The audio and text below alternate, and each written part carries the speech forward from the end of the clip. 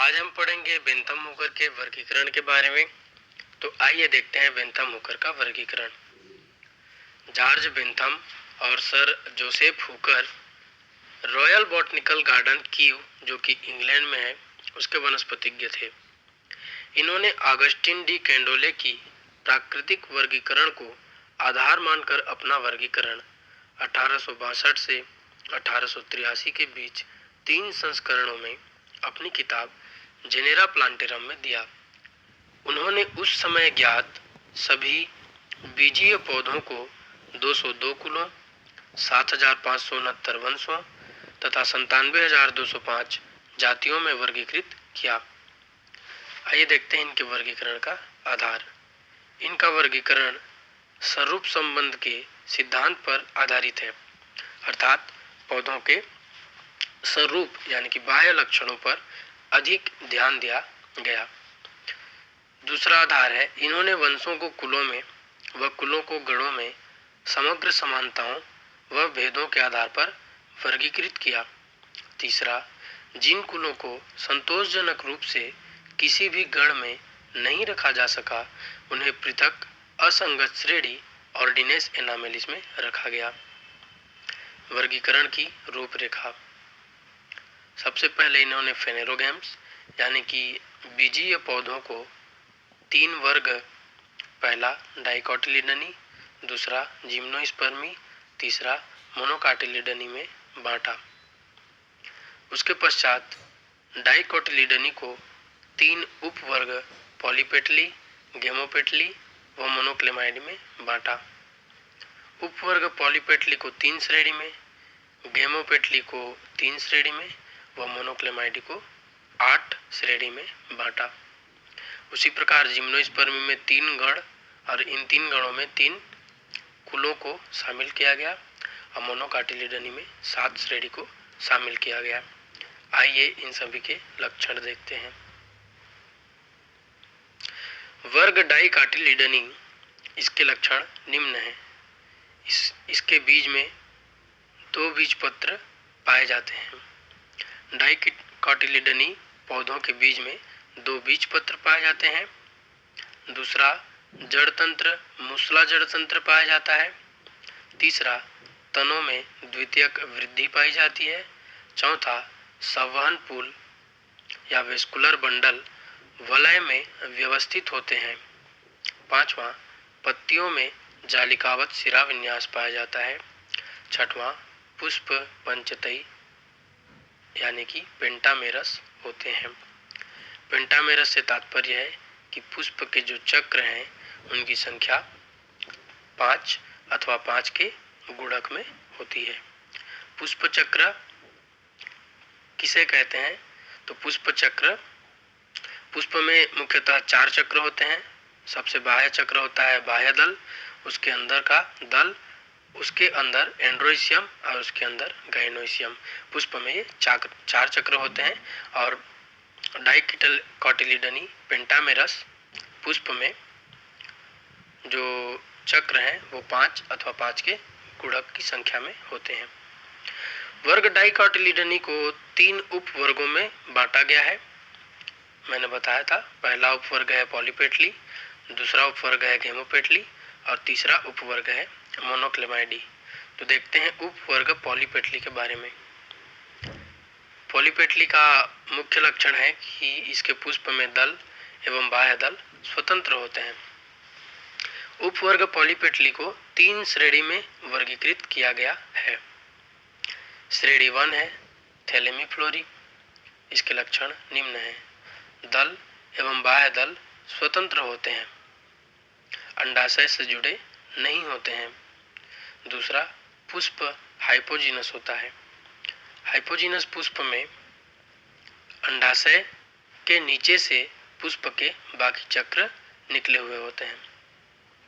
तीसरा, पुंग के सर्वपिस्टिल अनेक होते हैं। चौथा, इसमें 6 गण व 34 कुलों को शामिल किया गया है। श्रेणी 2 डिस्कीफ्लोरी। इसके लक्षण निम्न हैं। पहला, दल एवं बाह्य दल स्वतंत्र होते हैं। दूसरा, अंडाशय के नीचे एक डिस्क पाया जाता है, शायद इसलिए इसका नाम डिस्कीफ्लोरी। रखा गया है, क्योंकि इसके पौधों के अंडाशय के नीचे एक डिस्क पाया जाता है। अंडाशय उत्तरवर्ती होता है, अथवा इंग्लिश में इसको कहते हैं सुपीरियर। तो अंडाशय सुपीरियर होता है, इसका तात्पर्य यह है कि जो पुष्प के अन्य चक्र हैं वो अंडाशय के नीचे से निकले हुए होते हैं और अंडाशय ऊपर की ओर होता है। चौथा, पुंकेसर की संख्या सीमित होती है। थैलेमीफ्लोरी में हमने देखा था कि पुंकेसर व पिस्टिल अनेक होते हैं, और यहाँ डिस्कीफ्लोरी में पुंकेसर की संख्या सीमित होती है।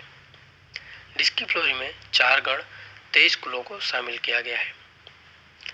श्रेणी 3 कैल्सीफ्लोरी। इसके लक्षण निम्न हैं। पहला, दल एवं बाह्य दल संयुक्त होते हैं। यहाँ याद रखिएगा कि थैलेमीफ्लोरी व डिस्कीफ्लोरी में दल एवं बाह्य दल स्वतंत्र होते हैं, जबकि कैल्सीफ्लोरी में दल एवं बाह्य दल संयुक्त होते हैं। बाह्य दल अंडाशय से जुड़े रहते हैं, दूसरा लक्षण है। तीसरा लक्षण, अंडाशय एपिगाइनस होता है। जैसा कि मैंने थैलेमीफ्लोरी में बताया था कि पुष्प हाइपोजिनस होता है, तो पुष्प चक्र अंडाशय के नीचे से निकले हुए होते हैं। तो कैल्सीफ्लोरी में अंडाशय एपिगाइनस होता है, तो इसमें अंडाशय के ऊपर से पुष्प चक्र निकले हुए होते हैं, अर्थात अंडाशय की स्थिति नीचे होती है और अन्य पुष्प चक्रों की स्थिति ऊपर होती है। चौथा, अंडाशय प्रायः अधोवर्ती होता है। अंडाशय अधोवर्ती होता है, इससे तात्पर्य यही है कि अंडाशय की स्थिति नीचे होती है, पुष्प चक्रों की स्थिति ऊपर होती है। इसमें 5 गण 27 कुलों को शामिल किया गया है। देखते हैं उपवर्ग गेमोपेटली। इसके लक्षण निम्न है। पुष्प में बाह्य दल एवं दल संयुक्त होते हैं। दूसरा, पुंकेसर प्रायः दल लग्न होते हैं, अर्थात पुंकेसर जो है दल से जुड़े हुए होते हैं। तीसरा, जायांग पृथकांडपी या युक्तांडपी होता है। ठीक है। उपवर्ग गेमोपेटली को 3 श्रेणी में वर्गीकृत किया गया है। श्रेणी पहला है इनफेरी।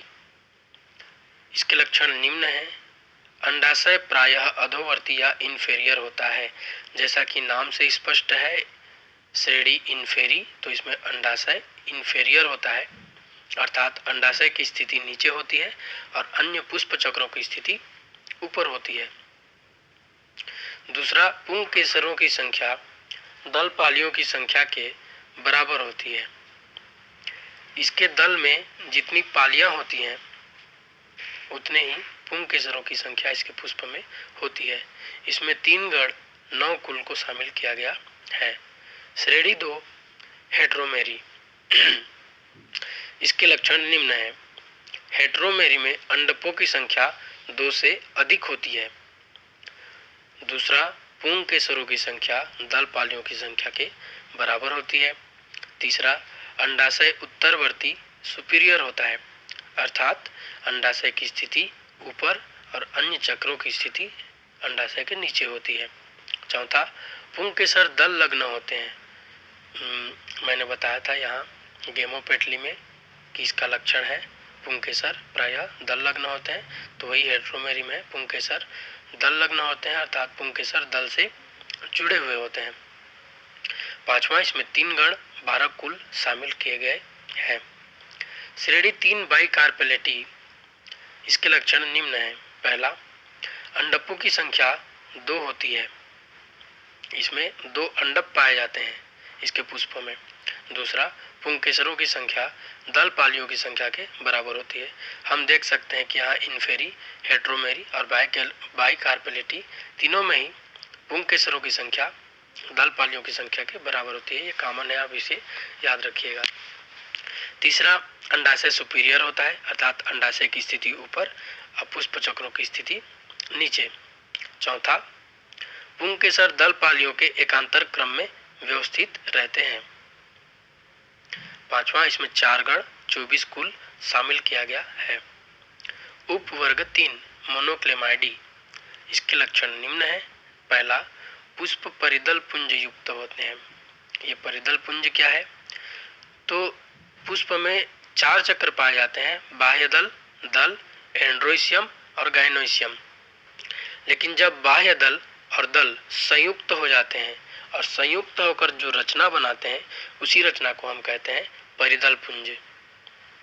ठीक है, तो बाह्य दल और दल जब संयुक्त होकर जो जिस रचना का निर्माण करते हैं, वह रचना परिदल पुंज कहलाती है। परिदल बाह्य दलाप के रूप में होता है। तो बाह्य दलाप से तात्पर्य यह है कि जब दल और बाह्य दल संयुक्त होते हैं तो वह बाह्य दल के रूप में काम करते हैं, तो उसको कहते हैं बाह्य दलाप। और अगर वह दल के रूप में काम करते हैं तो उसे कहते हैं दलाप। तीसरा, पुष्प प्रायः अपूर्ण होते हैं। तो मोनोक्लेमाइडी उपवर्ग के पुष्प प्रायः अपूर्ण होते हैं, इसलिए इस उपवर्ग को इनकम्प्लीटी भी कहा जाता है। अब देखते हैं उपवर्ग मोनोक्लेमाइडी को 8 श्रेणी में वर्गीकृत किया गया है।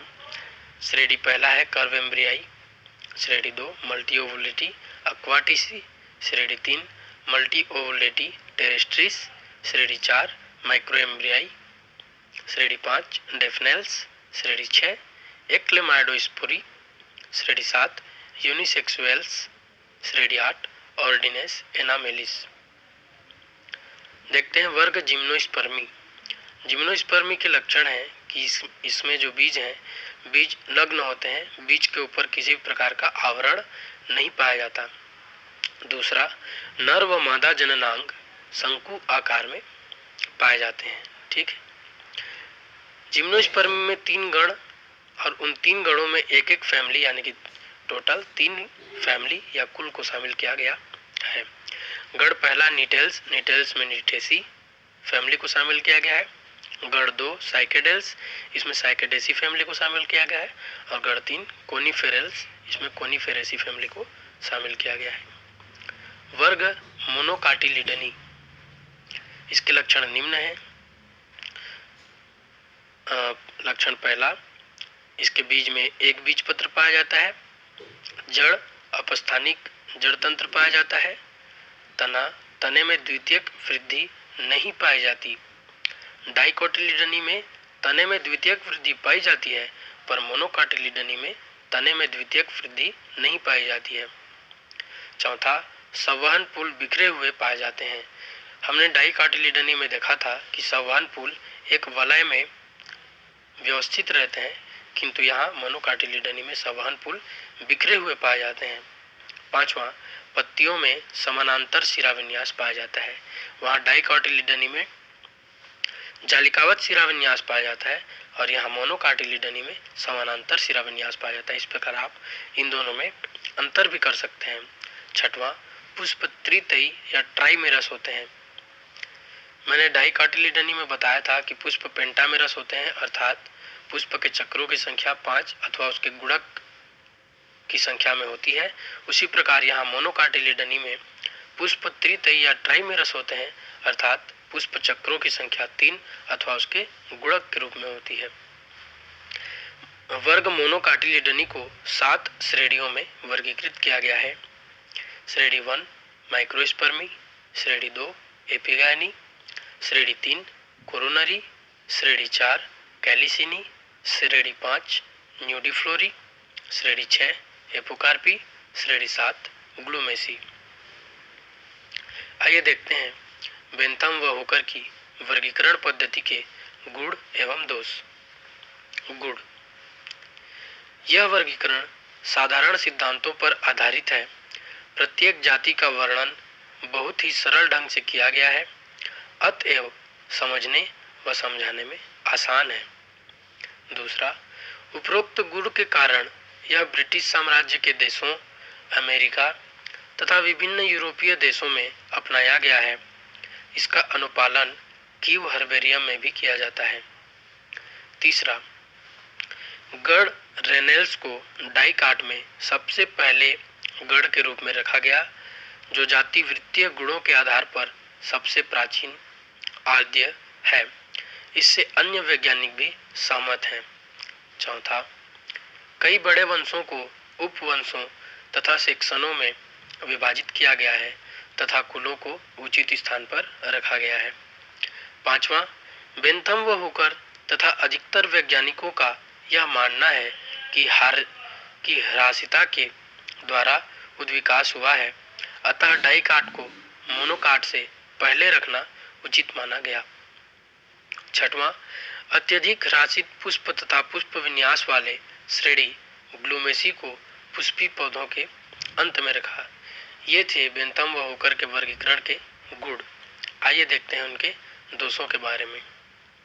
पहला है, पौधों को केवल कुछ ही लक्षणों के आधार पर वर्गीकृत किया गया है, जिससे कोई समान लक्षण वाले पौधे अलग अलग समूह में रखे गए हैं। दूसरा, जिम्नोस्पर्म को डाइकाट व मोनोकाट के मध्य में रखा गया है। कई वैज्ञानिक इससे सहमत नहीं हैं। तीसरा,